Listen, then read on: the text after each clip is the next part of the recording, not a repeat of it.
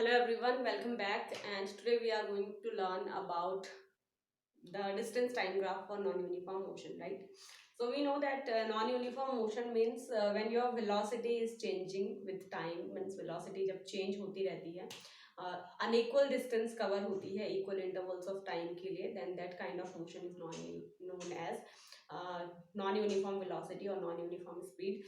So हमारे पास यहाँ पर ग्राफ है, डिस्प्लेसमेंट टाइम ग्राफ है, जो कि नॉन यूनिफॉर्म कर्व से रिप्रेजेंट हो रहा है। नॉन यूनिफॉर्म हमारा जो डिस्प्लेसमेंट और टाइम का जो ग्राफ है वो ये ग्राफ है, दिस वन, जो ये लाइन दिख रही है ना, ये कर्व ओ, सपोज ओ के ले लो इसको, ठीक है, ओ के नाम से है। ओके ये जो ट्राइंगल है ये इसमें इंक्लूडेड नहीं है।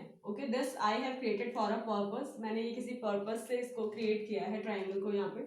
अदरवाइज जो हमारा वेलोसिटी और सॉरी डिस्प्लेसमेंट और टाइम के बीच में जो ग्राफ है वो बस ये कर्व है, ये कर्व लाइन जो दिख रही है that. Okay so as we had already discussed कि जो नॉन यूनिफॉर्म मोशन होता है या जो सर्कुलर मोशन होता है या जो कर्व में कोई भी मोशन होता है उसमें हम वेलोसिटी को कैसे रिप्रेजेंट करते हैं, तो velocity we represent by the help of tangent. किसी भी यूनिफॉर्म सर्कुलर मोशन में कोई ऑब्जेक्ट है, यूनिफॉर्म सर्कुलर मोशन इस टाइप से मतलब सर्कुलर मोशन कर रहा है, तो इसकी वेलोसिटी कहाँ पर होगी, किसी भी पॉइंट पर, सपोज ये पॉइंट है तो यहाँ पर इसकी वेलोसिटी टेंजेंट की डायरेक्शन में होगी, इस डायरेक्शन में होगी। इस पॉइंट पर इसकी वेलोसिटी इस डायरेक्शन में होगी, टेंजेंट की डायरेक्शन में होगी, राइट। सो यहाँ पर अगर हम इस पॉइंट को लेते हैं तो यहाँ पर इस पॉइंट पर इस ऑब्जेक्ट की जो मोशन कर रहा है इसकी वेलोसिटी कहाँ होगी, तो इसकी वेलोसिटी टेंजेंट की डायरेक्शन में होगी। ये टेंजेंट बन रही है, इस पॉइंट पर ये टेंजेंट बन रही है। सपोज अगर हमें इस पॉइंट पर फाइंड करना होता तो इसकी वेलोसिटी कहाँ होती, इस डायरेक्शन में होती, जो टेंजेंट है उस डायरेक्शन में होती, राइट। सो यहाँ पर हमारी इस पॉइंट की जो टेंजेंट बन रही है वो बन रही है हमारी P R, right.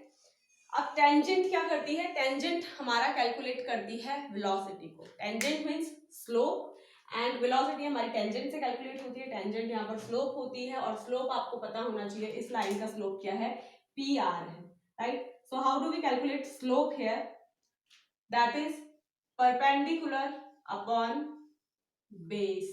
Perpendicular upon base से हमारा यहाँ पर टेंजेंट या स्लोप कैलकुलेट होता है। तो यहाँ पे सिर्फ इस लाइन से काम नहीं चलेगा, we will have to draw the perpendicular as well as base, right. हमें यहाँ पे राइट एंगल ट्राइंगल बनाना होगा जिसमें परपेंडिकुलर भी हो बेस भी हो, तभी जाके हम यहाँ पे अपनी वेलोसिटी कैलकुलेट कर सकते हैं। So the perpendicular is P Q and base is R Q, right. अब आपको पी क्यू की वैल्यू पता होनी चाहिए, पी क्यू की वैल्यू क्या है और आर क्यू की वैल्यू क्या है, right. So P Q is parallel to this line. Is this parallel to Y axis, of course it is parallel to Y axis. P Q जो line है वो हमारी वाई एक्सिस के parallel है और हमें देखना होगा पी के करस्पॉन्डिंग वाई एक्सिस पर कौन सी वैल्यू है और क्यू के करस्पॉन्डिंग वाई एक्सिस पर कौन सी वैल्यू है, so that we can find out the distance between these two points and the distance between these two points is equal to PQ. Okay, so यहाँ पर देखो PQ के corresponding है हमारा 80, आई थिंक यस 80 है, और Q के corresponding है 20। So PQ is equal to होगा हमारा 80 minus 20, right.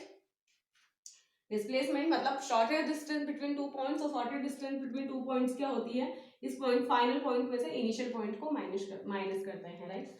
So what is RQ now? RQ is the distance between these and these two points and this RQ is parallel to x axis. So हमें x axis पे R के corresponding value देखनी है और Q के corresponding value देखनी है, and then we will be able to find the distance between points R and Q. Alright. So RQ, R point है हमारा 4 के corresponding, 4 second के corresponding, और Q point है हमारा 8 के corresponding. So this will be 8 minus 4. RQ है हमारा 8 minus 4. This is what? 60 upon 4. So if we cut, this is 13, 30 upon 2, and this is what? 15, right? So velocity हमारी क्या आई यहाँ पर?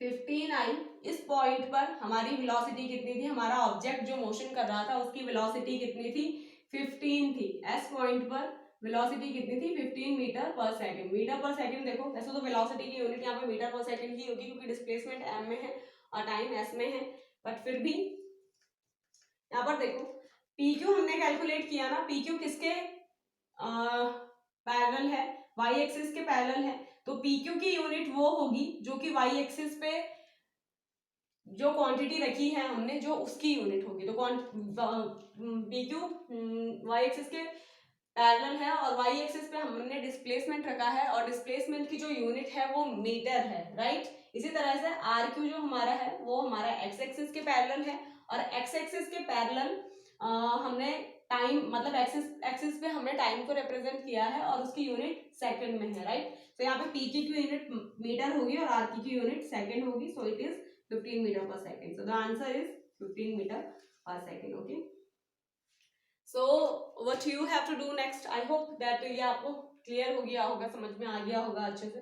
इफ अभी भी कोई डाउट है तो मुझसे कमेंट बॉक्स में पूछना। एंड इस टाइप के और भी ग्राफ्स ड्रॉ करना अलग अलग डिस्टेंस के लिए और अलग अलग टाइम पीरियड के लिए, राइट। एंड ग्राफ्स ड्रॉ करना, नॉन यूनिफॉर्म कर्व्स ड्रॉ करना एंड उसके ऊपर कोशिश करना कि ज़्यादा से ज़्यादा पॉइंट्स पर वेलोसिटी फाइंड कर सको, राइट। इफ नहीं फाइंड हो पाएगा then ask me in the comment box. Okay, so thank you so much for watching and see you in the next video.